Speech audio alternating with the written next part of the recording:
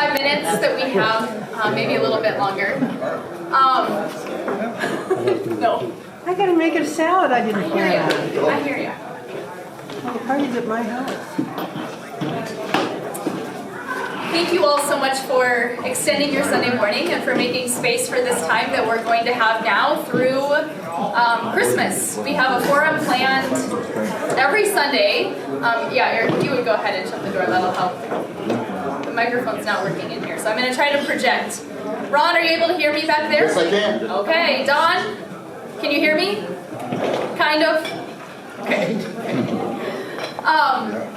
So we're going to kick off the forum pattern now starting today, and I thought that as I was reflecting on, my hopes for the forum and also the fact that I've been here now for a full year, which is, some days it feels like a lot longer than that. Some days, I can't believe that it's really been that long. But as I've reflected on my previous call and now this call here at Grace, one of the things that I kind of committed to doing to myself, and I'm just going to say it out loud to you as well, is to more regularly have spaces like this where I share with those of you who show up some of the stuff that I'm mulling over when I think about pastoring a church in 2023.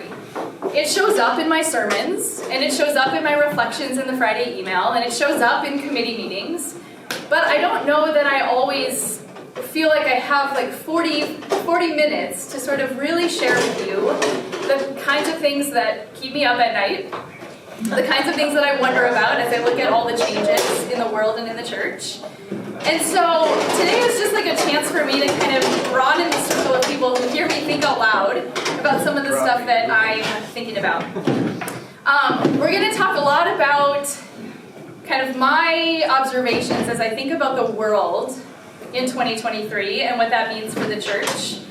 A couple disclaimers up front. I'm going to talk about some of the things that I think are going on in the world. In no way do I think this is a comprehensive or exhaustive list. We'd be here all day long if I was trying to nail everything. So I'm intentionally trying to pick up on some of the trends and some of the realities that I think are most pertinent to who we're called to be as church. So just owning up front, I've been selective about the things that I'm going to talk about today. And the other thing is that I have no intention that at the end of this morning we're going to have a list of 5 things that now is the strategic plan for Grace going forward. This is really me sharing with you in kind of an infancy stage some of the stuff I'm thinking about because I want your help thinking about it. And I want your feedback. And I want us to be dreaming together. I really do not see me as a pastor that sits in a study, comes up with a plan, and then pops it out. I really want us to be dreaming together, and thinking about the stuff that we're seeing. And maybe some of the stuff that I'm saying today doesn't resonate, and some of it will, and I want that feedback so that we can continue to create church together. I put at the start of the slides a verse from Romans that is one of the verses I think a lot of guys think about being church in the world. Do not be conformed to this world, but be transformed by the renewing of your mind, that you may discern what is the will of God. I think in one verse that packs so much in. That our goal as people of faith is not to conform and just sort of go with the ways of the world, but it is to be transformed. And transformed over and over again. It's not we're transformed and then we stay stagnant. We continually are reformed and renewed by the things we do here at church. And if what we're doing here at church isn't transforming us, then we've got some questions to ask, I think, of the things we're doing and the things we're practicing. So 3 questions that I'm going to try to address today. What's going on in the world around us?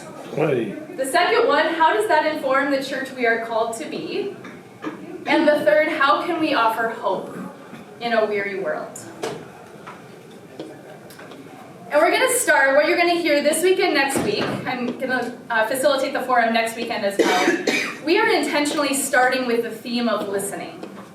After our council retreat in August, when we were really trying to get clear about what are a couple things that we could focus on this fall, the theme of listening kept coming up, and that's for a few different reasons. One, it is the way we connect with other people, is to actually listen to them. So I think it's a very basic part of being human and connecting with a human And also, it's not necessarily something we're very good at. Like, for as basic as it is, it's also a skill. And something that I think is becoming increasingly harder to do and to develop in a world where we have devices always next to us and a lot of distractions. Like, many, many inputs make it harder to really listen to the person right in front of us. I also think listening is important because I think that a lot of ideas start with listening. That if we don't listen, we kind of by default just end up doing the thing we know to do. And we do that individually, we do that as a church. But listening actually provokes something. And I think kind of punctures our status quo. So I like to listen because I really think like that's where ideas germinate and come to be. The third reason is that a lot of the things that I've been reading, and I read a lot about this topic, about kind of what in the world do we do as church today, a lot of what I'm reading about leadership in church is inviting a community and inviting leaders to start by listening. And a lot of the sort of counsel around that is to say that if we... Can someone just grab my keys for her? Thank you. So often we as leaders and as pastors think that our job is to have it all figured out. To have the plan in place, to have the calendar filled, to have the strategic plan ready. And what ends up happening when we do that is like what I just said, we end up just reproducing, regurgitating, redoing. And listening is a thing that can help get us out of our own cycles of just reproducing what we know and start to really wonder if we start with hearing, listening to God in Scripture, listening to each other at church, listening to our neighbors as we run into each other when we're bringing the garbage cans out, like just getting ourselves out of the way a little bit and listening, we might actually be led down some avenues that we may not have pursued if we just stayed in our own heads and our own ideas. So today what we're going to start with is listening to the world. I'm going to try to get us a little bit out of, how are things going at Grace, and what are we going to do for committees, and what's stewardship going to look like? That's a separate forum, and I'm happy to lead that one as well.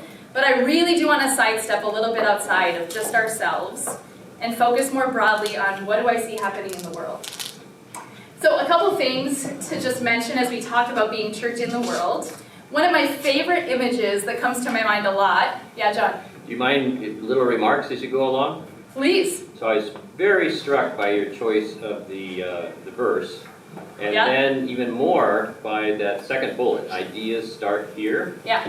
Because where do ideas come from? They're almost like little miracles. And, that's a place where, spirit can come in. And so that's why it's so great to start with listening. Yeah. Oh, I love that. Little miracles. I might just adopt that. They're not coming necessarily from our ego and all that. Right. And it feels really vulnerable. I'll just admit that. Like, it does, I have a part of me that's like, oh, we should just have this all figured out. It's amazing what comes when you just acknowledge we don't quite have it figured out. Now what? Yeah. And just see, right? Yeah. Just see what comes. So a couple things to say about being in the world. There's the verse from John, we are in the world but not of the world. And we are called not to fix the world necessarily, but to heal it, to join it in its healing. So I really imagine us as church partnering with God in healing the world. And not being anti-world. We're all part of it. That would be anti-us, right? But really to partner with God in healing the world. So one image that, many of us who have taken preaching classes have received is to think about when you preach a sermon, to think about when you read the Bible, holding the newspaper in one hand and the Bible in the other. And I really do kind of gravitate toward that image often. That a sermon doesn't really preach if it's not thinking about what is showing up in the headlines. And the headlines also change when you have the gospel in your heart and in your mind. So I like to think about that tension of kind of holding both of those as informing who we are and what we're called to be. And then I wanted to share with you, just to put out there in this space, 2 quotes that have really struck me as I thought about this. One is from a pastor named Rich Viodas, and he says this: "There is only one place that God doesn't exist. The omnipresent God, the God who's everywhere at the same time, there's only one place that God doesn't exist. And that place is in illusion. Illusion is the only place where God doesn't exist. God does not dwell in illusion, God dwells in reality. The degree to which we dwell in reality is the degree to which we open ourselves up to the presence of God. And the degree to which we dwell in illusions about ourselves, about society, about change, is the degree to which we're distancing ourselves from God. So part of what I find helpful and hopeful about just being really honest about the reality in which we find ourselves is because I think it's actually inching us closer to God. Okay? Just a thought to put out there. And the second quotation from Barbara Brown Taylor, she writes in Altar in the World, "I don't see church as the only place to find God. I see church as the place that helps me find God everywhere I go." And then she has this beautiful paragraph about once you see things differently, you start tripping over altars everywhere. I just love that image of we're not a place that houses God, but we do some particular things here that help us see the divine as we go about the rest of our lives. Okay, so what's going on? Here are a few things that I think are worth considering. As all of you know, we are in the wilderness of a post-pandemic world, and it's a wilderness. I think it's really, really good and needed to be honest that the world after what we lived in 2020 to 2022 is a mess. It's unpredictable. Many of the things we knew, many of the things we counted on, feel like they're sort of up in the air. And I just think it's we kind of want to pretend that we're back, or we want to, I think that's an illusion. So again, we're just going to keep coming back to it's not really clear on so many dimensions of life. How we're going to operate, who we can count on, what systems we have in place, whether the produce we go to the grocery store to get is actually going to be there, right? There's just this instability that I think we're encountering all over the place. And just last week, this is happening almost every week. Someone came to church who used to come every single week until 2020. And that was they see me and they're like, oh, been meaning to come back and I just can't get in the rhythm again. And every single time I hear that, I say, you are not alone. There's many of you, and we're so glad you're here. But it is just true that trying to pick up rhythms that felt predictable, something we could count on, and it felt like each of us were sort of in those rhythms together, I think that has really changed. And it means we have a lot of questions in front of us about what to do and how to reestablish and what to reestablish as we think about life now. The one thing that I think is really important, though, to acknowledge, I think it is kind of easy to blame the pandemic on a lot of things. And I think it can be blamed for a lot of things. But what a lot of scholars and interpreters of the time are also suggesting is that the pandemic didn't necessarily cause the changes. The pandemic revealed to us a lot of changes that were already at play. We just didn't have to see them as sort of clearly and abruptly. So one of the changes as it pertains especially to church, but I think to societal life on so many levels, is a change that was happening long before 2020. But one way to kind of think about it is that our society has really shifted from an age of association to an age of authenticity. That's what Charles Darwin talks about in his book. And I want to just describe a little bit, because I think actually by more of us kind of understanding this shift and just kind of being versed in it, we're going to be better off. So age of association is post-American Revolution. It's when the church separated from the more European model of being connected to the state, so really separated itself from the state. And what you see in this time is all kinds of associations, organizations, fraternal organizations exploding. So we had things Black organizations, women's aid organizations. Name some for me that you can think of. Sons of Italy. Sons of Italy. The Elks. Yeah. The Elks. Kiwanis, exactly. So all these sort of like-minded, focused groups came together. It's also the time in which denominations formed. So like this is what society was doing, is like forming groups around shared mission, shared identity, shared ethnicity. So denominations formed. And under this paradigm, there was just very strong institutional trust. The thing to do was to join. And a lot of things happened. Hospitals were built, colleges were formed, great community service occurred. So there's a lot of good that came out of that time. Then beginning in the late 1960s, not surprisingly, the culture began to shift toward an age of authenticity. So in the age of authenticity, the focus is much less on joining something, and it's much more on who am I going to be? So much more around individual expression, finding your own identity, and finding an identity that isn't necessarily determined by being part of a church, by living in a certain neighborhood, by growing up in a Norwegian family. Like there's a lot of impetus to sort of separate from some of those and figure out who I really am. And what we're finding as we think about that is there's a lot of good that's come from that. There's a lot of freedom to kind of be unbound by the things that tried to determine who you were and find yourself in some ways that don't necessarily conform to what people thought you were. It's also the thing that has motivated a lot of the criticisms of organizations and institutions that didn't allow women to lead, that didn't allow people of color to lead. Like a lot of the critique of institutional life has come out of this age.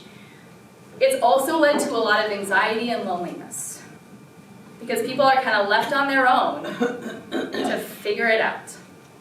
And that can feel really freeing and really lonely.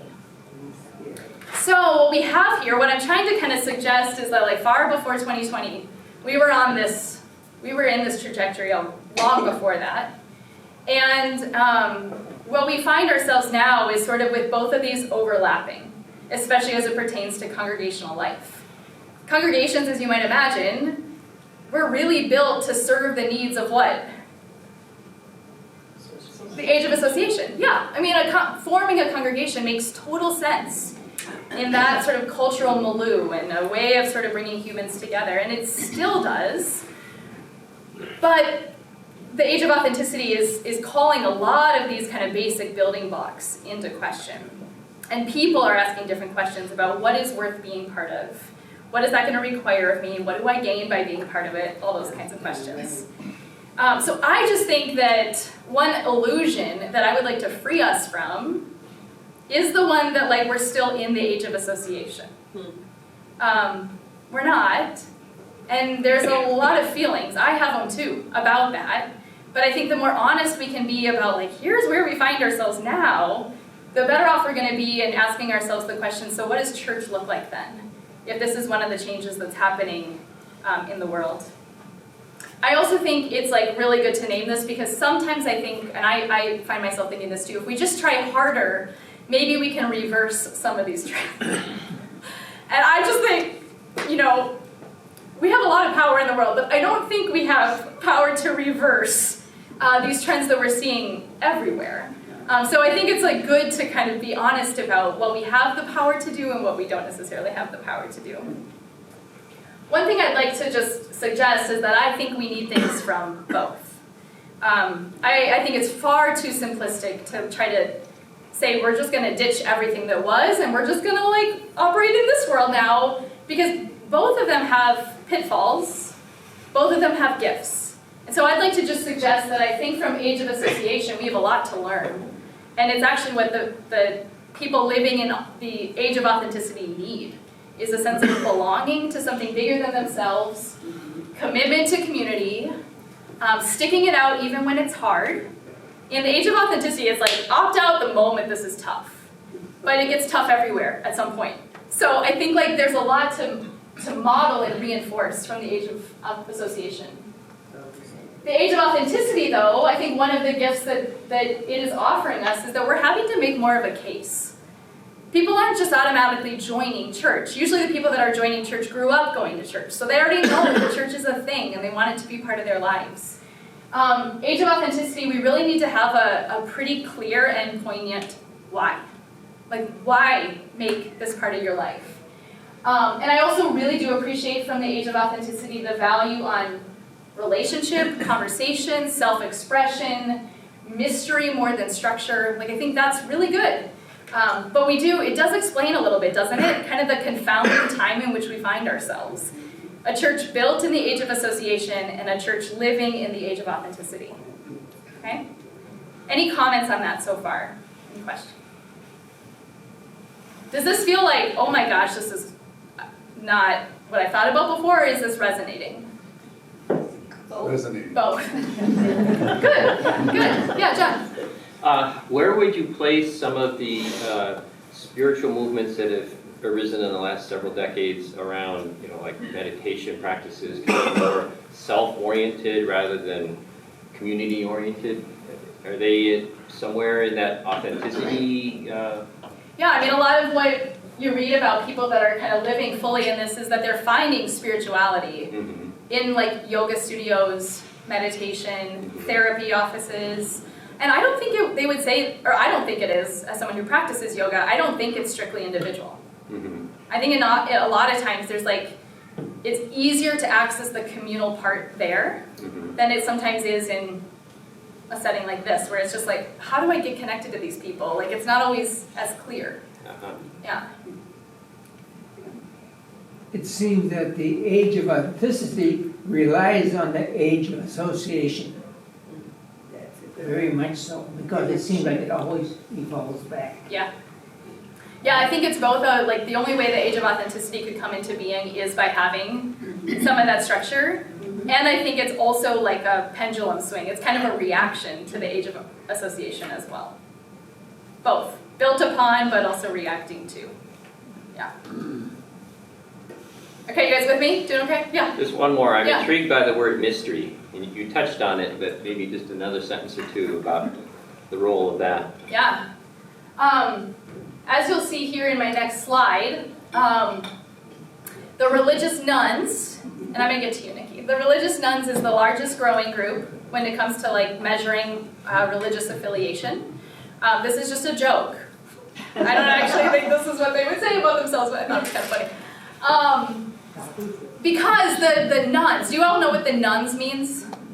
N-O-N-E-S, not N-U-N-S. The nuns are the people that would say, I don't at all affiliate with a church. I don't necessarily consider myself religious. That's kind of the thing that gets reported about the nuns category most, like that's the headline. If you read about that category of people, they are very spiritually curious. Most of them still claim to believe in God. They love mystery. They love sort of being kind of curious, being brought into bigger questions about life. Some of them have decided the church is not the place where they're going to find that. And some of them have not even considered that the church could be a place where they might find it. Like if they've never pondered, most of the people that don't go to church, it's not necessarily an antagonism toward church. It's more like it just doesn't occur to me to go to church. Like, and you can understand why that would be the case. I mean, I have similar things. Like, it never occurs to me to play ice hockey. Like, it would just like be bad, right? But I mean, so there are these things that if you haven't grown up and you're not really like sure what that would even look like, it's not so much like an overt, kick to the curb. Like I'm having none of that. It's more, it's just not part of my life. But I still think there's like a God. I still think spirituality is interesting. I just find that in other places. Nikki. Oh, I was pondering for your latest revelation on the nuns. First time hearer of that terminology. But the association reminds me of cliques. And maybe it's because I'm in this, what's the second category? Authenticity. Authenticity. Yeah. But oftentimes we join a group because we're like, oh, all these other people like these same things, so we join this group. And what that is now is like a clique. So it becomes really hard, and it happens in churches a lot, right? You all know exactly the people you know, and you're here. And then the more we challenge ourselves to be welcoming in an authenticity sort of way, is having to, a person coming in having to say, okay, well, I don't have to join your group and I don't have to join your group. Tell me why I should join your group. Like I think of Candy, who's like, man, if I don't join Outreach, Candy's gonna be on my doorstep in a positive way, right? She's like an advocate. And that's this authenticity piece. Like, I don't have to join one of your things, but I can tell that you have a thing structured there. I don't even know how I would break into that. So if you don't figure out a way to make a why for me, it will be really hard for me to get into that. Not me personally, but authenticity wise. And that's another, I would say that that's another like way to distinguish between these, that in the Age of Us association, I mean, one, it formed when many women were not working in public life. So a lot of volunteer movements formed out of that. A lot of, I'm looking for like a group where I can get out of my home and crochet together, bake together, read the Bible together, but they often take place at 10 a.m. This is not a doable thing for many women in the world today, and men and people in between. But also just the like pattern that people looked more to join like a similar activity, something that they liked to do together. And I think now people would say, I don't need to get into a room together and crochet. I like doing that at home as I'm watching whatever you're watching. I need at church something that's different than what I'm getting in other places. It needs to be different. It needs to be about life. It needs to be about praying together. No other group that I join is going to ask me, how can I pray for you this week? But church, maybe we think less about, can we get all the crocheters, I don't know why I'm picking on crochet, but like the crocheters together, the bread bakers together, the potters together, the weeders together. I mean, that's fine. But I do think that there's a hunger for church to claim its unique thing instead of trying to buddy everyone up according to one shared hobby. Just throwing that out there. Yeah. Just one thought, that some of the people that don't come to church and do believe in God and all, but they probably think living a good life and being good and not doing anything bad, they don't need church. Mm-hmm. Mm-hmm. And I think we have some work to do on answering the question, why do you need church? That's what I'm saying about it. I do think this time is calling us to have a pretty compelling response to that, other than, I grew up going. It's fine if that's our reason, but for people that didn't grow up going, then why do you still go? I mean, let's work on our why a little bit. Yeah, Brian. I've been reading some articles that say that people are substituting church. They're not going to church, but they're substituting politics. Yeah. And they're getting their identity from politics. And the demands for being, claiming an identity through politics are low. They don't have to go someplace every week. They just turn on the television. So it's very easy to do that. But still people have this desire for some association. And it's just being filled by, cable news. Okay, so. And also a related topic is sports. I mean, we see ritual, public ritual in sports, and people love that. That's they right. gravitate toward that. That's right. And it does provide a lot of the functions. Rituals, a sense of like, it's emotional, it's collective. Yep, singing the national anthem, singing during the inning stretch. I went to the Lutz game a few months ago and I was like, oh, this is like something's happening. You do feel that way. Yeah. Okay, so that's like a beautiful segue to this next slide. What is taking the place of religion? You already mentioned some, Brian. Politics, sports. These are some that I came up with. Productivity, individualism, workism, success and status. Anything else you guys would want to add to that list? Okay. I joined Lodge and we had 3,000 members. Now we have 200. Yeah. We had a junior lodge. We had an active junior lodge. The kids went to Norway. They had a great time. And when mothers started working, that changed it. And then when we took over the Cub Scout pack, it was, okay, Dad, they had a meeting at my house to make up the pack. Some guy noticed that I was the only female in the room. Because mommies are no longer being den mommies. You have parents who have to lead the dens and the pack. It's not mommy alone because mommy is not only working, she's taking care of the family, she's doing all this other stuff. That part of our social life has changed because, you know, my kids were in Scouts and Sons of Norway. That was it, you know, Right. and then they went to confirmation and Sunday school. Sports were iffy because you cannot go that many ways anymore. Yep. And you have to give up something. Yep. Chuck? I was thinking, it's there, it's on the slide, but a person's workplace, their career, and many people have associations with people all across the company. They're their colleagues, and they put all of their effort into that. The other thing would just be more I'll use this term for people who remember, focus on the family. That has some other meanings. Oh, yes. But you could wrap your whole life around your family and think, perhaps, that you don't need anything else. Yep, yes. So this article that I read in The Atlantic that was kind of summarizing a book that's coming out called The Great Dechurching. I'm just going to step over here and read this because I thought these two quotations were really important. The defining problem driving out most people who leave the church is just how American life works in the 21st century. Contemporary America simply isn't set up to promote mutuality, care, or common life. Rather, it is designed to maximize individual accomplishment as defined by professional and financial success.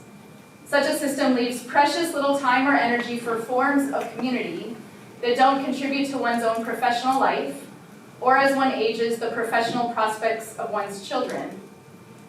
At its core, the issue is not just church attendance, but rather what American society has become.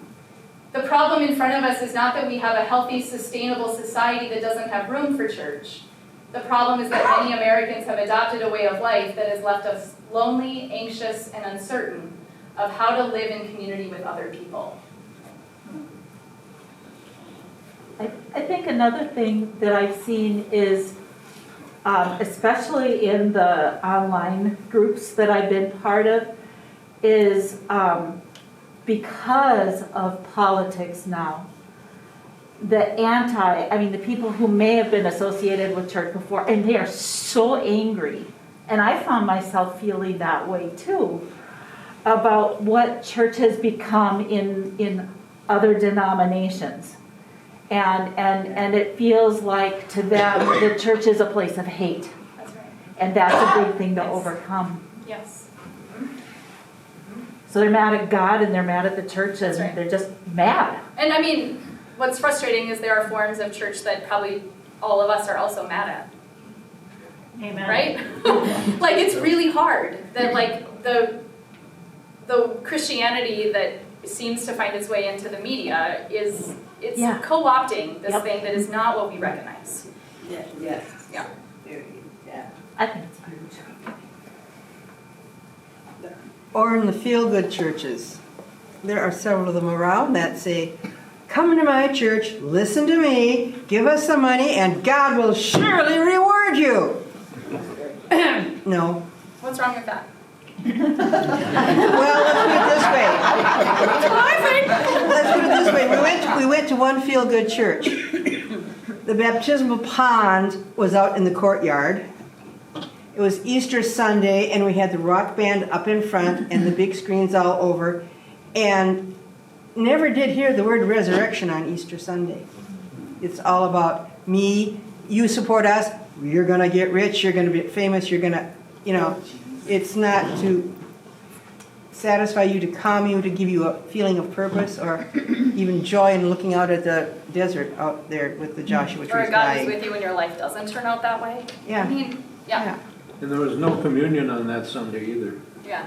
But the coffee bars were open on each side of the sanctuary.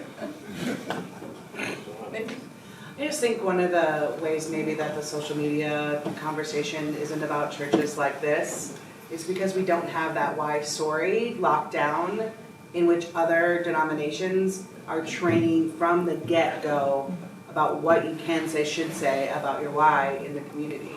And so there's an entire training initiative about the why versus maybe wrestling with our why like we might be doing here at times. Yes. Yep. Okay, you guys have a few more minutes in you? I'm kind of thinking I'll get to like a stopping point, and then since I'm leading next week, I'll pick it back up, okay? Yeah. I just have kind of a joke where the guy goes to God and he wishes he could win the lottery. Well, then God comes back to him and says, you have to buy the ticket. In other words, we can go to him, but we have to help ourselves too.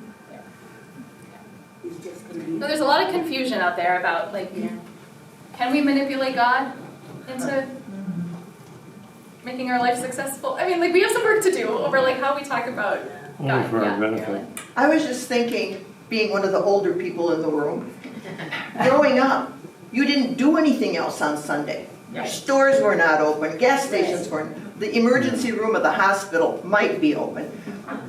But you went to church, and then you got together with family.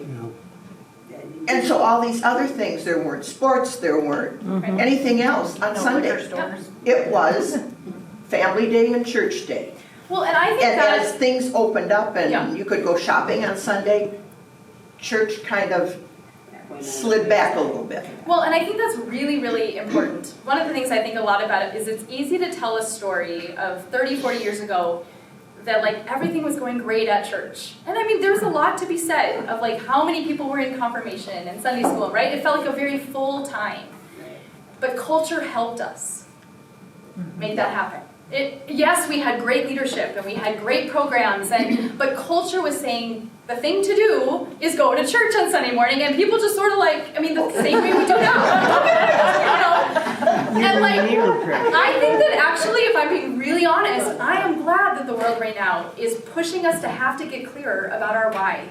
Because to just go with the like default kind of rhythms of culture didn't hold the church 30 years ago to having to say why it matters, because culture just decided it mattered, so people went, right?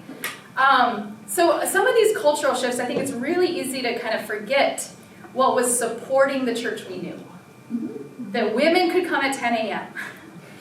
That, you know, committees could largely meet during the day or at 5, you know, and that stores closed and fields were vacant on Sunday mornings. Yeah, And now, we don't need it. yeah, and I don't want to fight it. That's just, our world has changed. So what do we do now to respond to a world that's not really saying, this time is protected for this? Like, we have to protect it for ourselves, but we have to say why it's worth it. Yeah.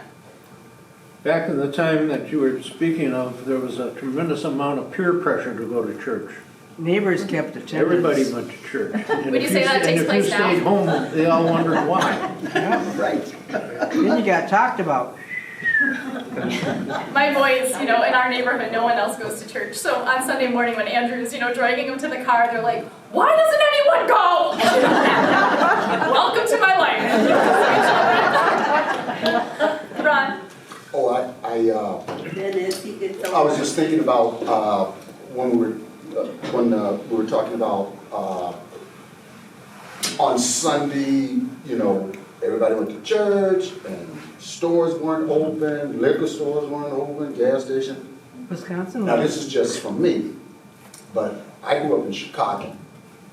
And yes, firmly religious, went to church. One thing I can say, a lot of good things I can say about my parents, but one good thing was that when we got to a certain age, they let us decide if we wanted to go to Lutheran church, Baptist church, or Catholic church, wherever you feel comfortable. But you are going to go to church. So that was a line there. So growing up in Chicago and going to church, everything was still open. Stores were open, gas stations were open, liquor stores were open. So I never experienced going to church and everything was shut down on Sunday because we're going to church. It's day of worship.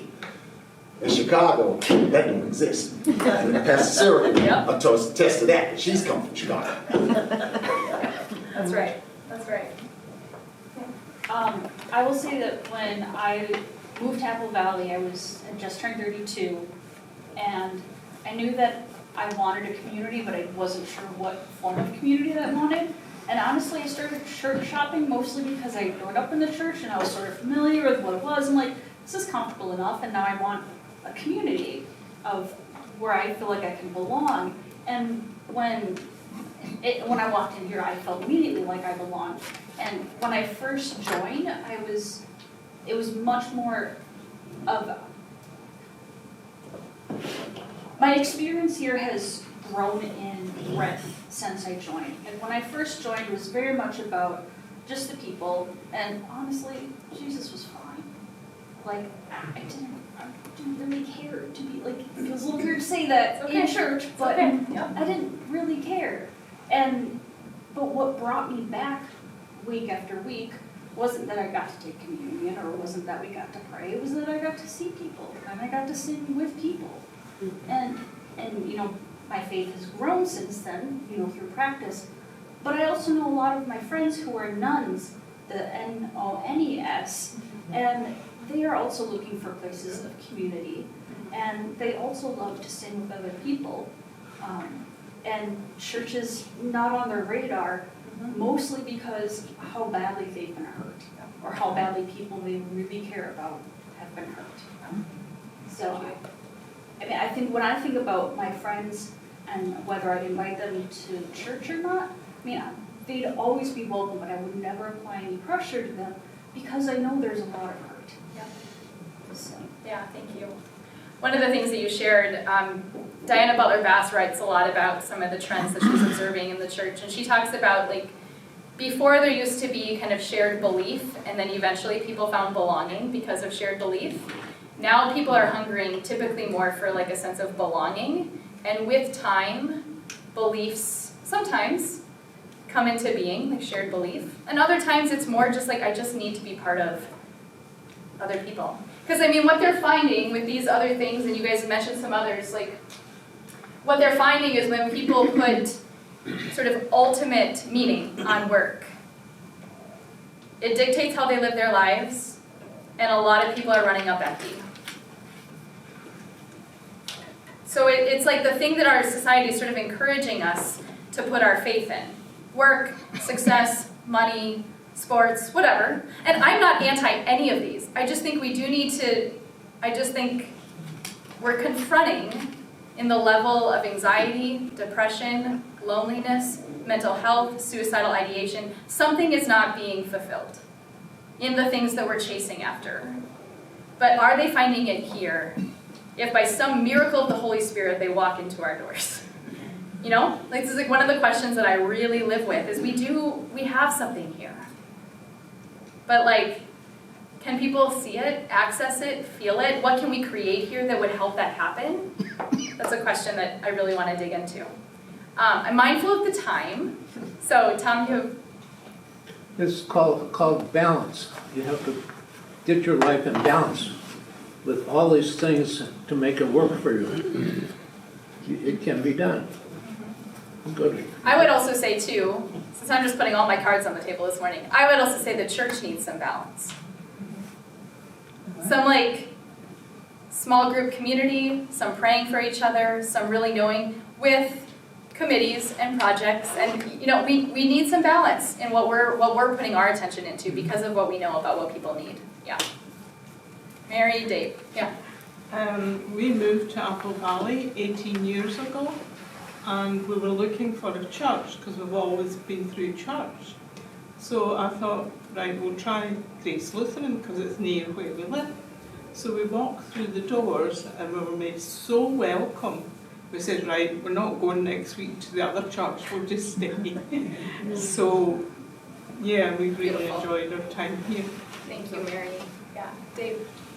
The thing I would say is that most of those lists is that when you succeed, or it's about performance, and how do you do, and you can find success in all those things, but who takes care of you when you fail? Or when your body gives out, or there's a problem. Right. Where's the place of unconditional love where you're accepted no matter what? And that list does not include that, and it does not support you. It supports you as long as you're successful, but once you're gone from that or something happens, who takes care of you? Where's your family? Where's your community? So why do you think we have such an uptick in anxiety and depression? Because that's the question people Right. can't answer. You don't find it anymore. What's there when I'm not able to perform the way that I always have? Right. What's there when I lose my job and that's the only thing I know my identity to be attached to?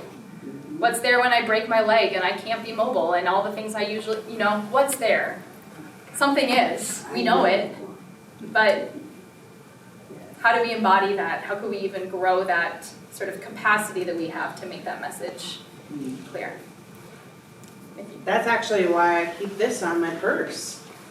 You matter, we gave these out to kids, and adults could have had them too, I have them. But you wouldn't believe the number of times that I look down and I'm like, heck yeah, you do matter. And I am worthy, because God loves me. And like, that is something that I didn't have before, a constant reminder. And I see people watching my purse, I see them looking at it. So I'm making a difference right here. Honestly. That's what's missing, for sure. Yes. Well, and they say, we're in the, I think about this a lot as a parent, but, one of the things I just read the other day was like, make sure you communicate to your child how lovable they are outside of the times that they achieve. Not just when they get it right, or they get the goal in soccer, or they get a good grade. Just pay attention to how often you're making that the thing that makes them worthy of affirmation. Affirm them when they've got terrible bedhead and that test didn't go great and we love you. We love the heck out of you. And that's what I think, if I had to sum it up, that's why I keep doing this work, because I just know how sorely that message is needed for me, for all of us in this room, and I know how rare it is to find it anywhere else because of these things. So I also know that we don't necessarily get that message across as clearly as we want to sometimes. So how about we leave it with that, with a reminder to every single one of you of how worthy you are, and how glad I am that each of you are part of this church, and how hopeful I am that we've got something here. I really think we have something here that the world is shouting for in all of these different ways. And if I had to commit myself to something in 2024, it would be partnering with you in responding to that and trying some things, for the sake of the love that we know. Good? Okay, we'll pick it up again next week.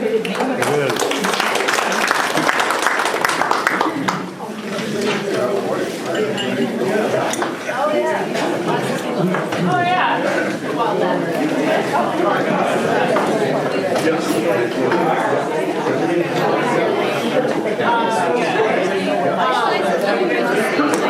Going to church.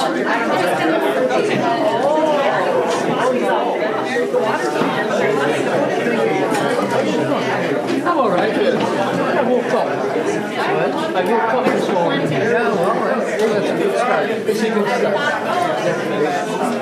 The one thing that struck me here, you say, on the 19th of this month, you've been here 18 years. The one thing that struck me has been that long. Wow. I remember when you came.